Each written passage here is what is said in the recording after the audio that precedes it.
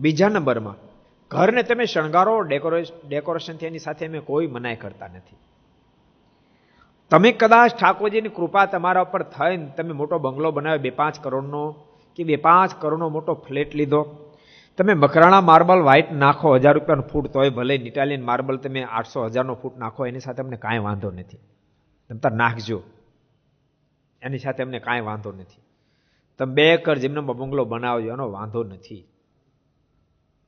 પણ એ જ બંગલો તમને ભૂત કરાવે, એ જ બંગલો તમને ભૂત કરાવે, એ લાઈન તેમ પકડતા નહીં, એ લાઈન નહીં પકડતા. નહીતર ક્યારેક ક્યારેક બંગલો મોટો હોય, ઠાકોરજીએ ખૂબ આપ્યું હોય, ઘરની અંદર એવા બી મસ્ત ચિત્રો લગાડે ઠેર ઠેર ઠેર ઠેર. એ બંગલો તમને ભૂત કરાવશે, એ ફ્લેટ તમને ભૂત કરાવશે. જેથી ભૂત થાવ ને તે તમને ખબર પડશે. પેલો સાધુ કહેતો પણ આપણે માન્યા નહીં, ભૂત થાવ તેથી ખબર પડશે, ભૂત કરાવશે. એના એ જ બંગલામાં તમે સરસ ઠાકોરજીની પ્રતિમાઓ રાખો, સરસ પરમાત્માના ચરિત્રો. મારા હજારો સંતો ભક્તો સાથે ઘેલામાં સ્નાન કરવા માટે જતા હોય, ઘેલામાં મારા સ્નાન કરતા હોય, મારા માથા પર ઈંટો લઈને વડતાલનું મંદિર મહારાજ બંધાવતા હોય, જુનાગઢમાં મહારાજની અદ્ભુત હાથી નંબાડી પર સવારી નીકળી હોય, ઓલો છોકરો મારને કાકડી આપતો હોય, નાનકડો 5 વર્ષનો બાળક, અને મહારાજ પ્રેમથી કાકડીનો સ્વીકાર કરતા હોય, નવાબને ઈ જોઈને અતિ અહોભાવ પ્રગટ થઈ જતો હોય, એવું અદ્ભુત ચિત્ર હોય. વડોદરા મારની સવારે નીકળી હોય એનું ચિત્ર હોય. તમે એ પરમાત્માના ચરિત્રોની પ્રતિમાઓ ઘરમાં રાખજો. તમારા ઘરની અંદર એન્ટ્રી કરશે ને તો આવનારને શાંતિ થઈ જાય, આવનાર એન્ટ્રી કરતાની સાથે એને શાંતિ થઈ જાય.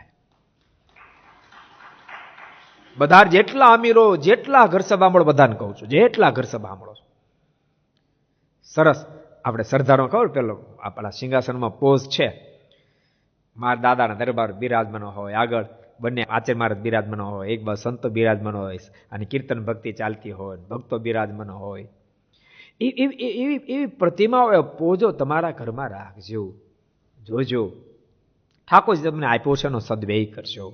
તમારી કમાણી તમારા મોક્ષને બગાડનારી ન બની જાય એના માટે સાવધાન બનજો.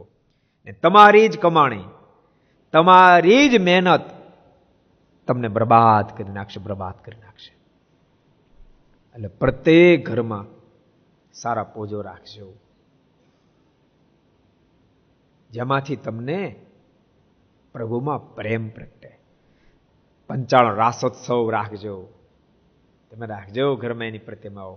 વૈષ્ણવ ભક્તો હોવ તો રાસલીલાની પ્રતિમાઓ ઘરમાં રાખજો.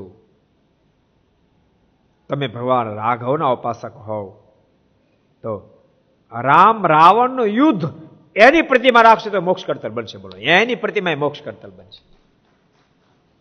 ભલે યુદ્ધ રાવણ સાથે છે પણ સામે રામ છે ને, સામે ભગવાન છે ને, ભગવાનનો સંબંધ છે ને, એ મોક્ષ કરી દે, એ મુક્તિ સુધી પહોંચાડી દેશે. કંસને મારતા પરમાત્માની પ્રતિમા હશે તોય પણ કંસ તો મર્યો પણ આપણે તરી જાઓ, કારણ કે એમાં પરમાત્માનો સંબંધ છે. એટલે બધા ભક્તો જેટલા પણ ઘર સભા સાંભળે બધાને મારી રિક્વેસ્ટ છે, તમે ગમે તેની સાથે નિષ્ઠા ધરાવતા હો પણ जीवन दिव्य बनावी प्रतिमाओं घर में रखो।